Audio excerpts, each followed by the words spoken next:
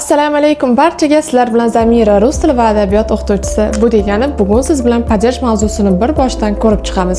Bitta darsimiz davomida bitta padejni boshidan oxirigacha siz bilan razbor qilamiz. Bugungi padejimiz предложный padej. Rus tilida u PP deb beriladi. Ko'pincha kitoblarda ham. Voy, bu markerim yaxshi ishlamadi cho'tta. Endi bu marker bilan olamiz. Boshda biz bilib olishimiz kerak, что предложный padej har doim предлог bilan keladi. O'sha uchun предложный padej ham bo'ladi. Va na va o predloglari bor. V degani ichida degani, na degani ustida degani, o degani haqida degani. Endi padejning savoli qanaqa? O kom va o чем? Kim haqida, nima haqida, nimani ichida, kimni ichida. Shunda o'zbek tiliga buni ikki xil savoli bor. Ikki xil savolning nomi birinchisinikida ichida degan ma'noda, ustida degan ma'noda, ikkinchisi haqida. Buni eslab qolish kerak. Padejning formasi qanaqa? Окончаниялari iminli rod bilan qanday keladi? Мужской, женский, средний rodlar bilan yozishni boshlayman. Va birinchisi мужской rod. Мужской rodda oxiri ye bo'lib keladi. Ye. Женский rodda ye yokida i. Средний rodda ye. Bu asosiy окончание guruhi edi. Men sizga osonroq tushuntirishga harakat qilyapman va sразу tushuntirib ketaman. Masalan, я думаю degan o'ylayman degan предложный падежи gлаголы. Думаю о deylik uy haqida, a доме. Uy haqida o'ylayman. Shunda mana bu o haqidani berdi, ye окончаниeni berdi. Дальше женский rodda qanday bo'ladi? Он рассказал, u aytib berdi. Рассказал ikkita s bo'ladi. Zal o materi yoki mami. Onasi haqida aytib berdi. O bo'ldi, i mami bo'ldi. Средний rodda im aytdi, i qachon keladi deyishingiz mumkin. Maytda o bilan kelganda o daftar haqida bo'lsa yoki o жизни.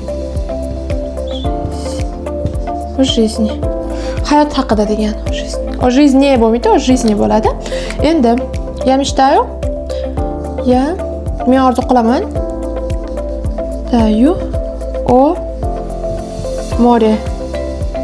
Dengiz haqida. Endi dengizni ko'rishda degan ma'noda kelyapti. Dengiz haqida orzu qilaman. Mana o e'tibor beryapsizlar, oxiri shunaqa окончаниялар bo'ldi. Bu eng oson padej hisoblanadi rus tilida. Agar sizga bu mavzu yoqib, zo'r tushunyapman deb o'ylasangiz, bundan tashqari yana rus tilining grammatikasiz mavzusi ham bor. U yerda ham va nani, polni bemalol razgovor ichida qo'llanishini ko'rsatib ketganman. Ikkinchi playlistimizga o'tib uni ko'rsangiz ham bo'ladi. Yana bitta yangi playlistimiz bor. Unda polni audio qilib qo'ydim. Endi rus tilini prosta o'tirib, uyda eshitish orqali o'rganishingiz mumkin. Yo uyda, yo yo'lda, bemalol bo'lgan paytingiz o'tirib, bo'sh bo'lganingizda rus tilida. Plus yana nima tomoni yaxshi, unda yana slovari ham takror aytaman, чтобы slovarlarni ham ichingizga kirib ketsin, yodlanib ketsin. O boshqa formalari, obbo degan formalari bor. O degani haqida degani, obbo u ham hammasi haqida degani. Qachon biz o'ni ishlatamiz? O degani nima uchun o'zim buni chuqurroq tushuntirayman, chunki bitta mavzuda padejni polni tugatamiz. Ko'pligini ham tushuntirib ketaman. O degani haqida degani undosh bilan keladi. Undosh deylik. O domi masalan. Uy haqida bo'lsa o domi bo'ldi. Ko'ryapsizmi? Endi ob qachon keladi? Ob qachonki unli bo'lsa, bu почти 80% da o keladi o'zi.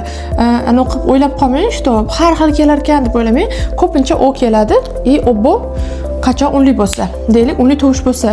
Masalan, dars haqida bo'lsa, ob uroki yokida ob o'g'il bolalar ismini aytinglar, bilan katta harfdan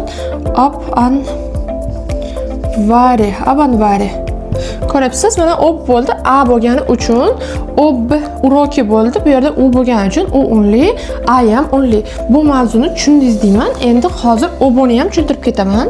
Bugun negadir tez tushuntirishga harakat qilyapman. Ikkita. Nima uchun? Chunki mavzuyimiz ko'p. Xo'p, obboni tushuntiraman. Qachonki sizda obbo ishlatiladi? Biz aytmoqchi bo'lsak, что men haqimda. Bu o'zimiz haqimizda, yo o'zim haqimda emas, bu men haqimda. Обо мне. Va o мне yozib qo'yib. Обо мне и обо всем. Обо всем degani hamma narsa haqida. Обо всех degani bor. Hamma haqida. Qarang, обо всем tepasida nuqta bilan yoziladi. Hamma narsa haqida, обо всех hamma odamlar haqida degani. Обо мне men haqimda degani. Bu mana ob yana tushuntirilishi edi. Hozir men buni o'chiraman. Mavzular qiyinlashib ketyapti deb o'ylayapsizmi? Что menga ham ozgina shunaqa tuyulishni boshlaydi asta, chunki biz padej formasiga o'tib ketamiz.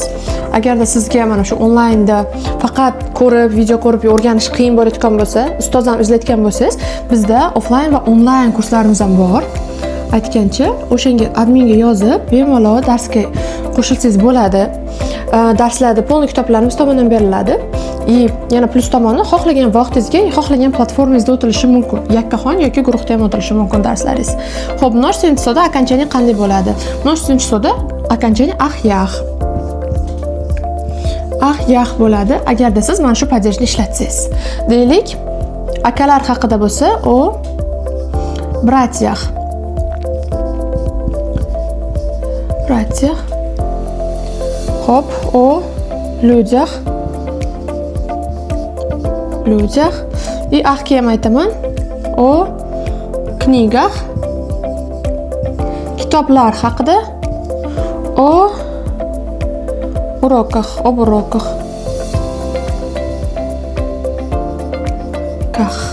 Ob уроках degan darslar haqida, knigах degan kitoblar haqida, o людях degan odamlar haqida, bratьях degan akalar haqida edi. Bu bizning mana shu предложный padejimizning окончание guruhi va polniy ko'rib chiqdik. Xudo xolasa, keyingi darslarda ham mana shunday qilib polniy tushuntirib berishga harakat qilaman. Siz like va podpiska bosib qo'yish esingizdan chiqib qolmasin. Xudo xolasa, keyingi darslarda ko'rishguncha, paka-paka.